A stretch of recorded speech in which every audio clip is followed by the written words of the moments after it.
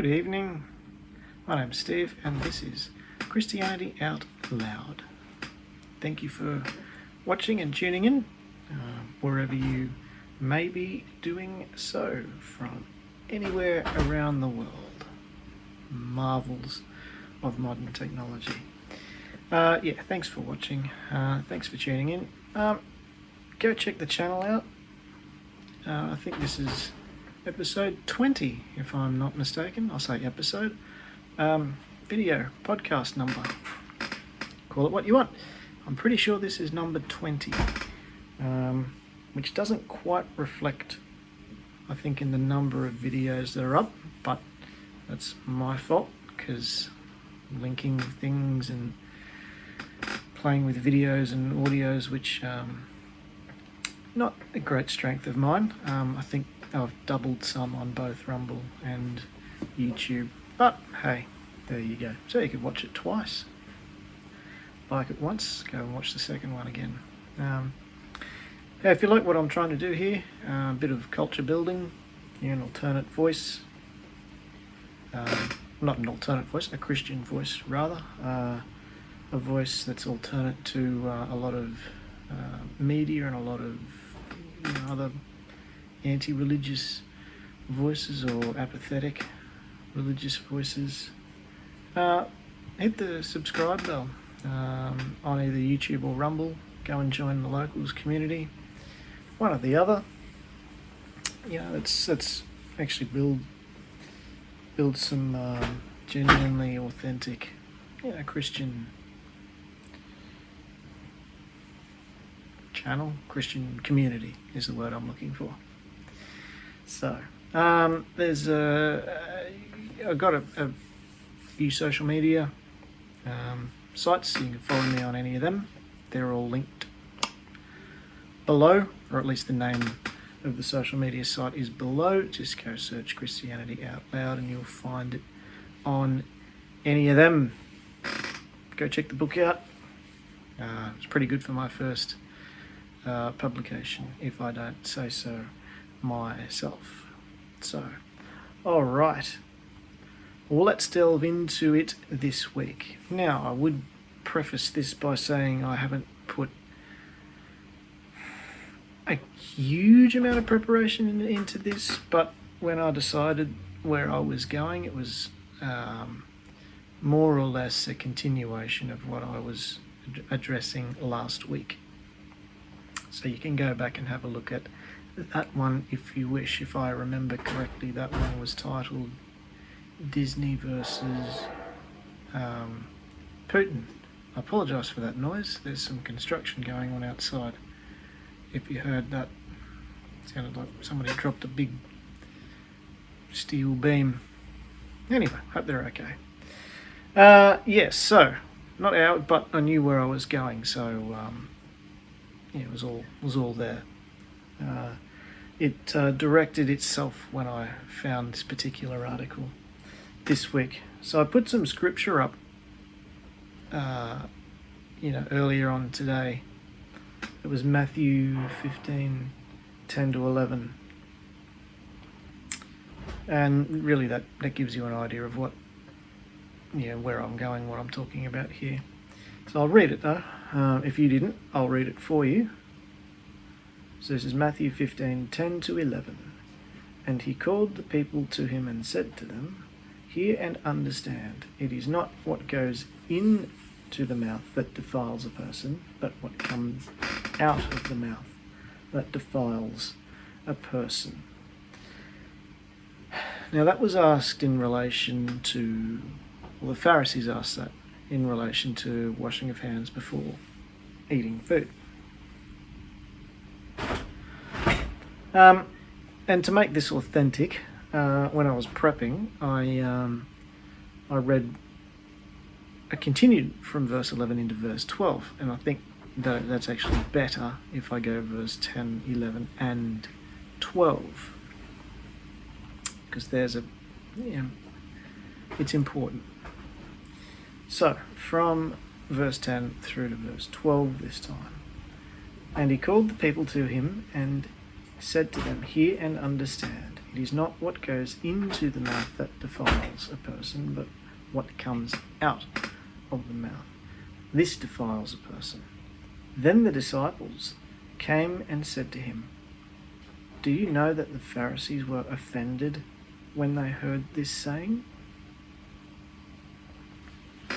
So firstly, what comes out of your mouth that defiles a person.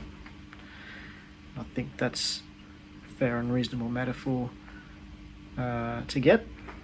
And secondly, I guess that the people with the most defiling speech were therefore the ones most offended by said statement. So, that's interesting. So I draw your attention to an article written in The Guardian Australia. Now, from what little I know of The Guardian, I think it's based in England or the UK or that part of the world, but there's some branches or subsidiaries or affiliated in other countries.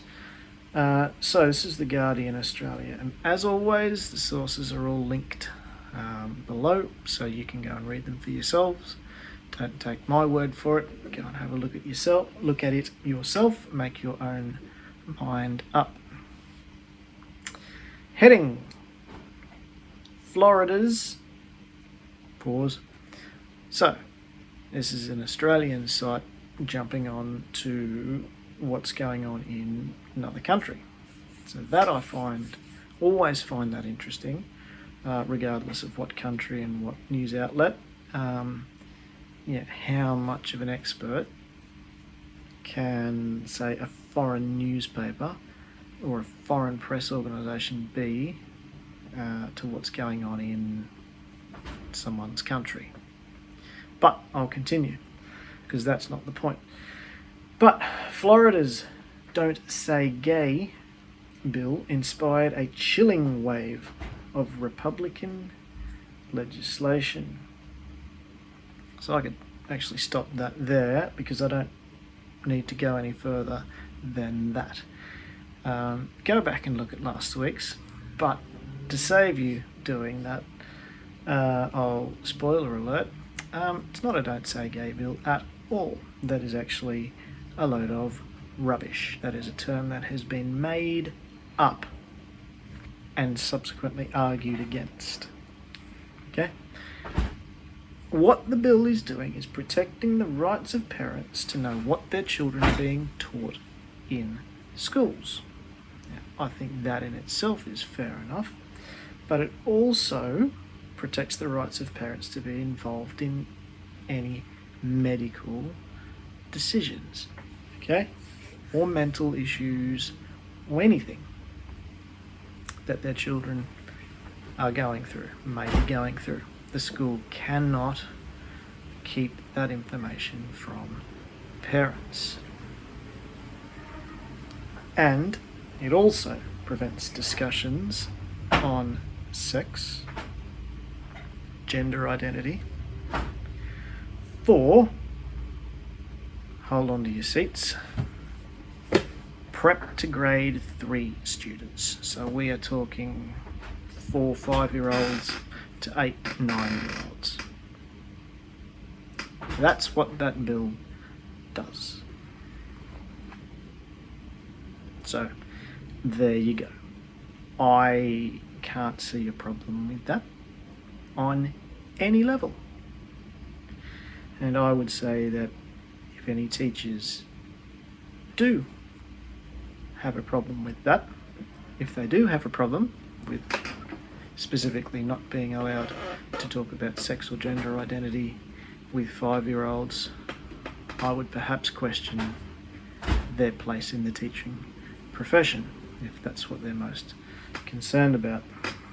Because I would be most concerned about them wanting to do that. Now, none of this is any sort of phobic, so nobody can label me as that. And I will always take the traditional definition of that word, or the definition that has been the definition for the past, I don't know, 1,000 years or something. A phobia is an irrational fear of. Therefore, I cannot be homophobic or transphobic because I don't have an irrational fear of anybody, really.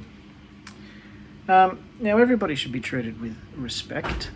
That's never been my opinion otherwise. As the wind blows. That's never been my opinion otherwise. But not at the expense of the truth. What I will not do is humour anybody for the sake of the truth. I'm just not going to do it. Now, take the assigned at birth line. The people aren't happy with the gender they were assigned at birth. Now, there's several things wrong with that statement. I think it's a ridiculous concept. Humans aren't robots, right? It's not like we come off a factory line, a conveyor belt line, and somebody says, male, female, female, male, there we go. No. The fact I have to sit here and explain that is just, yes. Anyway, you probably tell how I feel. We can tell the gender of babies super early in the womb. It's not assigned at birth. It's not assigned, nor is it, given or decided upon at birth. So that the whole premise of that statement is just, it's nonsense. With the greatest of respect, it makes no sense. It's nonsense. How can I tell? Me sitting here, not the biologist, not the scientist, well, look at every other species of animal ever. Male, female. Pretty simple. Some, true, do possess the ability to change between. Okay? But that's not common for a start. And if it does occur, it's because that particular community has an imbalance. There is too many female or too many male. And then, if an animal changes, it undergoes that change naturally. No chemical or medical intervention, okay? Or surgical for that matter.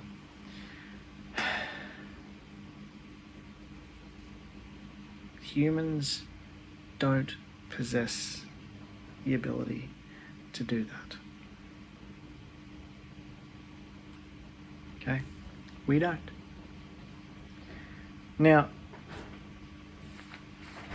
if you're not sure that that's what children are being taught,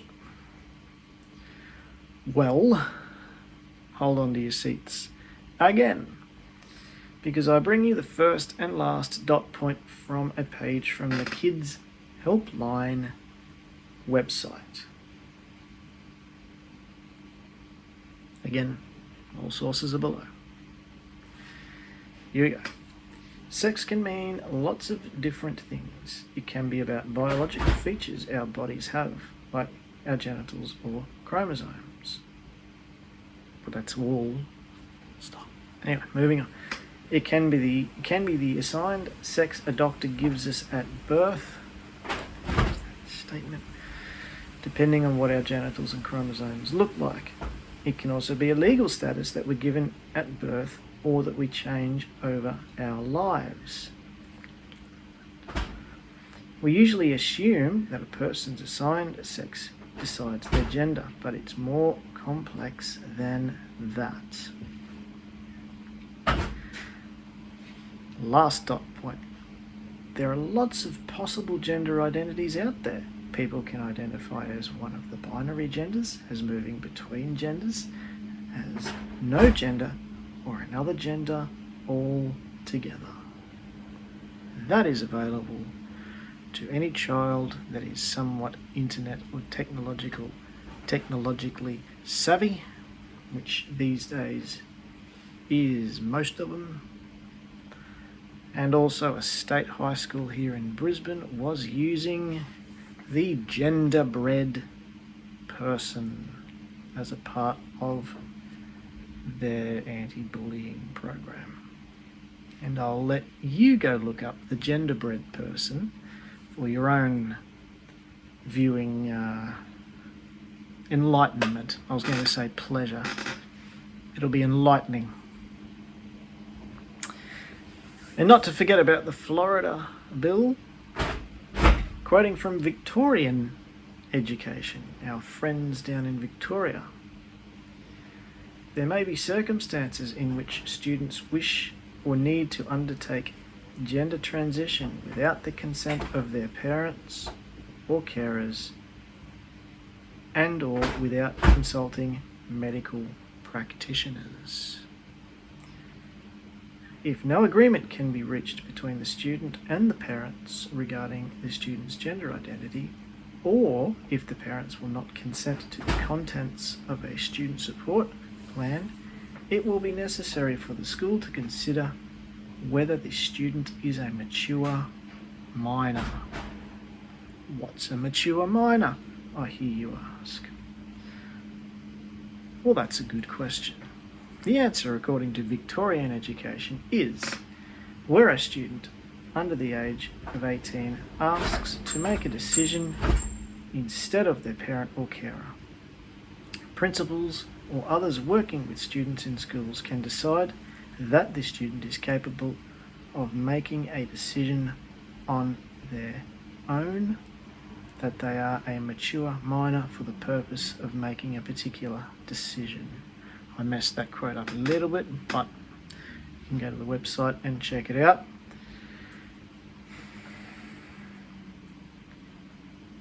And if I just go down, notwithstanding this, for a variety of reasons, a student under the age of 18 is sometimes asked to make decisions on their own without the involvement of their parents or carers.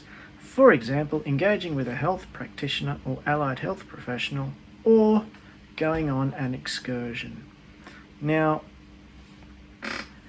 I find it firstly amusing, secondly, I don't know what I find it, that the decision to undergo surgery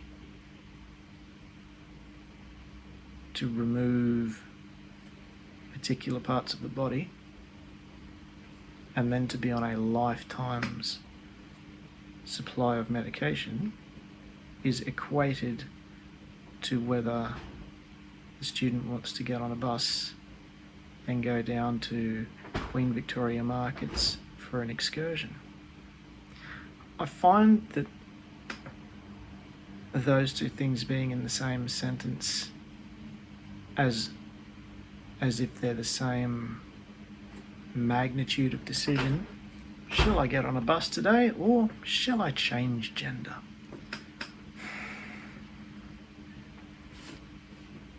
Yeah, minor issues like that.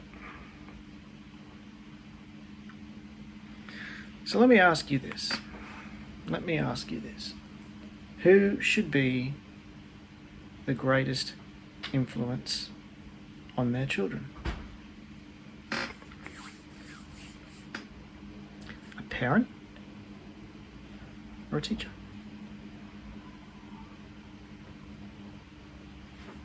Mind you, 18 being the legal age here in Australia, so they're not old enough to vote, whether they're considered a mature minor or not. Not old enough to vote. They're not old enough to go and purchase alcohol. They're not old enough to go and purchase tobacco-related products. They're not old enough to enter certain venues, licensed venues on their own. But we're old enough to make a life-altering, irreversible decision. Who's the greatest influence? Who should be the greatest influence on children? You know, I mentioned the idea of a culture war last week, and I quoted the first Pirates of the Caribbean, where Captain Barbossa says something about you'd best start believing in ghost stories. Miss Swan, I think is the character's name, you're in one. You'd best start believing in a culture war because we are in one. Okay? There's an article that I haven't linked to below, because I only found it just now, but I'll share it on any number of the social media sites, where we're now looking at saying that Christian schools here, at least in Queensland, will now not be able to discriminate based on religion. So we could not employ someone because they are not adhering to the religious ethos of the school, and that would be discriminatory, therefore illegal. Culture war. Yeah, there's an increasing group of people in society, in culture and in politics, who think it's acceptable to make things up. Don't say gay, Bill. Made up. They made it up and are arguing against it. And sexualize children. And thankfully, Australia seems to be not quite there yet. Most of this is confined overseas at the moment. But, you know, I've been in education for a while now, a good few years. And I would say for the last at least 15 years, possibly 20 years, Australian education follows a few years behind, but follows the trends that American education goes. We've been through the art and science of teaching. We've been through the dimensions of learning. We're still in them, actually. So, give Victoria and Queensland a chance. I'm sure they are working on their ways to indoctrinate children. You know, I spoke at a church on Sunday just gone, so today's Tuesday here, so 2 days ago. And I had the privilege of delivering the Palm Sunday, or a message on Palm Sunday. I've done 2 messages there, and one was a Christmas message, actually delivered on Boxing Day, but nonetheless, and Palm Sunday. So it's been quite an honour to do 2 out of the 4, Palm Sunday, Good Friday, Easter Sunday, Christmas Day. It's been a real honour to do 2. So, but before I went up and spoke, the children's ministry performed a play about the arrival of Jesus in Jerusalem on Palm Sunday. And if I remember correctly, I made a point of it before I got into the message, that is the solution. That is the solution. Parents, take an interest in your children. Reassure them that they are who they are, boy or girl, and that they have been fearfully and wonderfully made that way. But also teach them, age appropriately, about the sinful nature of people, why Jesus died for them, and what we can do with that. Building culture starts in the home.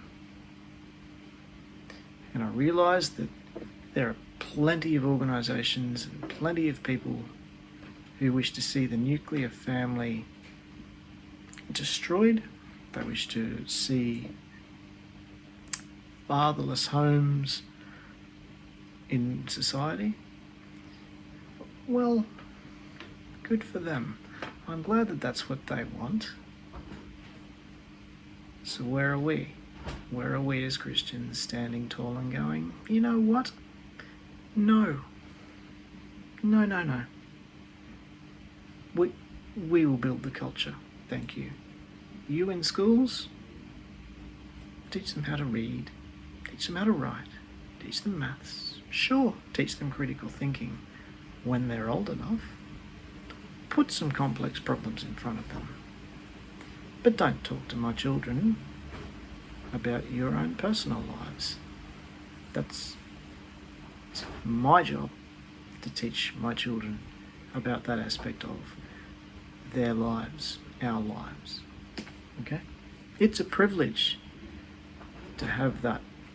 It's an enormous responsibility to have that for our children, but it is a privilege. And it is an enormous responsibility given that we are fighting the likes of the Disney Corporation on this. And as I said last week, you can do what you like with your Disney subscription, but mine runs out in, I think, 11 days' time, and I don't plan to renew it. Whatever that costs Disney, little old me and my subscription, well, that's fine. If that's all it costs them, that's also fine, because I know what I'm doing is for the future of my children. So, until next week, God bless.